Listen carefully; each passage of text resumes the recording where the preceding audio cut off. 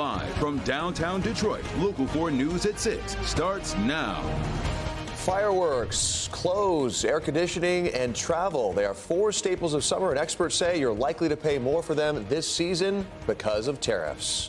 Thanks for joining us at 6. I'm Ty Steele. I'm Kimberly Gill. President Trump recently scaled back the tariffs he originally imposed last against China and other countries, but the levies that remain in place are likely to impact prices this summer. So the question is your budget ready? Consumer investigator Help Me Hank is live in Southfield tonight. And Hank, you spent the day tracking those tariffs, but also talking with shoppers and financial experts.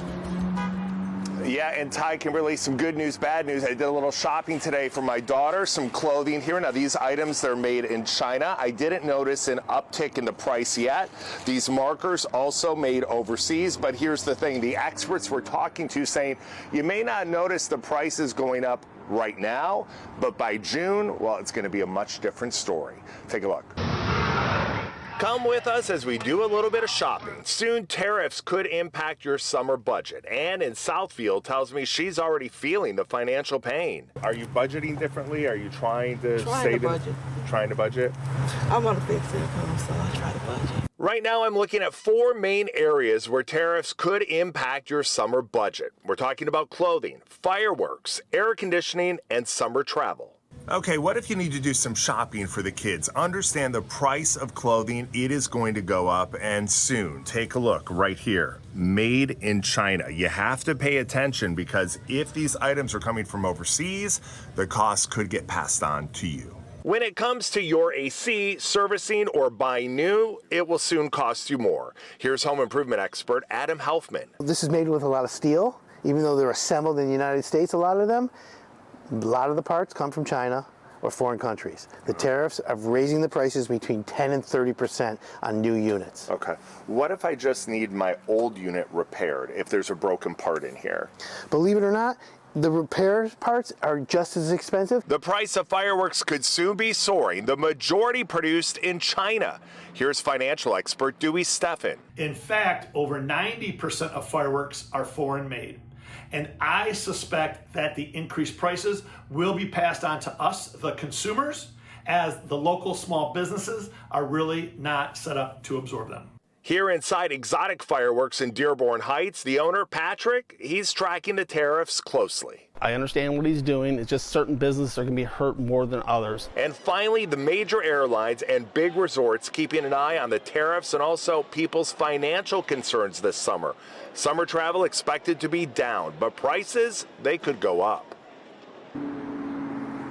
Back out here live now, some shoppers that we heard from today, like Ann in Southfield, she said that it's already too much for her. Other people saying, you know what, they expected this. They are supporting this plan moving forward to level the playing field for America. President Trump over the weekend taking to Truth Social, calling out Walmart. I want to read some of the statement that he shared online. He said Walmart should stop trying to blame tariffs as the reason for raising prices throughout the chain. Between Walmart and China, they should eat the tariffs and not charge value customers anything. I'll be watching, and so will your customers. Walmart making big news on Friday, saying that the chain has no choice but to raise prices. Right now, we're waiting to see if Target and other big stores like Best Buy and Costco follow suit. We're live here tonight in Southfield. Hank Winchester, Help Me Hank, Local 4. We'll likely see a lot of changing spending habits. Hank, thanks so much. A former teacher in Highland Park is charged with sexually assaulting a 12-year-old student. Police say 29-year-old Vincent Weaver worked as an art teacher and coach of the dance team at George Washington Carver Academy. We're told he had worked there since 2023. Investigators say Weaver groomed and had inappropriate contact over several months with that 12-year-old student. The school suspended Weaver on May 2nd after he allegedly brought an inappropriate item into the classroom. He was arrested at a dance event which he'd been asked not to attend, but police say he was there wearing a disguise. Investigators are now working to determine if there were other victims. And now to an update on a story we first told you about back in 2023. A Warren man has entered a plea now in the shooting death of his roommate. It was June of that year when James Wilkins, a father and youth sports coach, went missing. Our cameras were there as Wilkins' family came forward 2 weeks later asking the public for help in finding him. 5 months passed before Wilkins' body was eventually discovered, buried in Escata Township. Investigators say this man, Donald Renfro, shot Wilkins inside their apartment before he and an accomplice concealed the crime.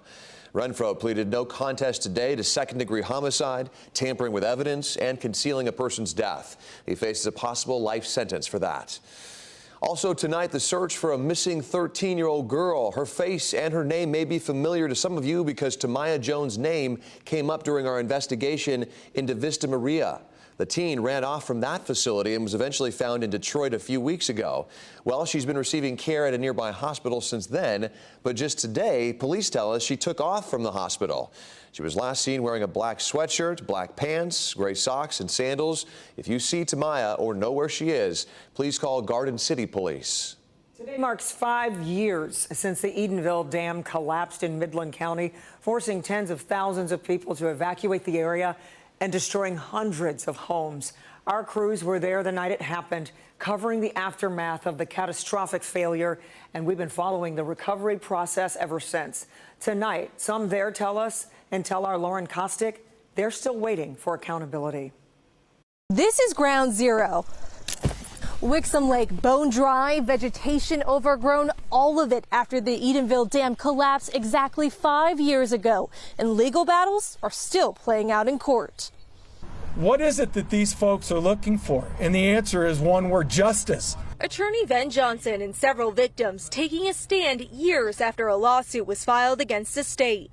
Not a single dime has been collected. Let me repeat that. Not a single dime has been collected by these folks behind me, the true victims or survivors. On May 19th, 2020, days of rain caused Edenville Dam to fail, unleashing a wall of water and washing away communities. Hundreds of homes destroyed and roughly 10,000 people forced to evacuate. Instead of going down the river, it came right through here, so it took out the house.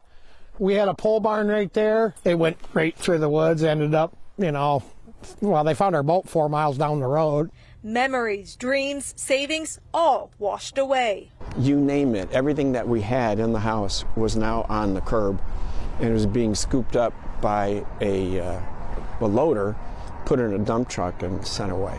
The former owner of the Edenville Dam was found liable for millions. As for the lawsuit against the state, a judge just ruled this month it can proceed after the state tried to dismiss it again. I can assure you this: they can run, but they cannot hide. We will be ready to go to trial in January. Did you ever think you were going to be standing here 5 years later, still talking about this, still pushing for some kind of answer, help, accountability? No, I didn't think it was ever going to come down to this. Victims and their lawyers saying enough is enough, ready for closure. I don't feel confident that that will happen this year, but you're absolutely right. That's what should happen. According to the Four Lakes Task Force, all the dams should be repaired by 2027. Reporting in Midland County, Lauren Kostick, Local 4. Lauren, thank you. A local nonprofit in Oakland County is on a mission to help families struggling through real-life challenges. From fighting evictions to utility shutoffs to providing parenting resources and connecting people to job skills training, you name it, this organization is doing it with that go-for-it spirit. Damon Fernandez is introducing us to E-Community Outreach Services. Damon. Parent Empowerment Center, Nicole speaking. How may I assist you today? At E-Community Outreach Services, its team says families matter. I will be sending over a request for the assistance that you are in need of. The nonprofit is working to empower families across Pontiac and Oakland County who are at the most vulnerable. We are at the Parent Empowerment Center. Isha Branner says starting the nonprofit 6 years ago was out of necessity, making it a mission to help families tackling tough situations. So this is our family membership store where our families can come in and shop for free. Okay. Get things that they need, from diapers to clothes. I see you have a variety of items here, toys, household items, and that's pretty intentional. Yes, because that's mostly requested. A lot of families come in. Diapers is our big needs. Branner says this nonprofit's mission was born from her personal struggles and not knowing where to turn for critical resources. Now, the team at E-Community Outreach Services is making access to information easier for others and has recently partnered with Pontiac Housing Commission to help provide wraparound services to some of its clients. They come in here in distress. Lights are cut off, gas is off, no food. Sometimes they're walking up here, to get assistance from us. A range of programs for parents and youth are offered through ECOS. Uriah Melton is among members who've been leaning on the organization. It helped me for sure because I thought I was going to get evicted and now I'm not. So thought I was going to be homeless and I'm not going to be homeless now. Milton says caseworkers here are also helping her with access to educational resources to become an LPN. On a day-to-day basis, we help between 25 and 30 people. Demand for services is high, and the team here says they love helping. Why are you so passionate about this? This is my hometown. I've been through this. My family lives here, my friends. I just feel like if not me, then who's going to do it? And the team at E-Community Outreach Services told me demand is so high, it's now outgrowing its current space in Waterford and preparing to move its headquarters to downtown Pontiac. I've added this group's contact information under this story for you on clickondetroit.com.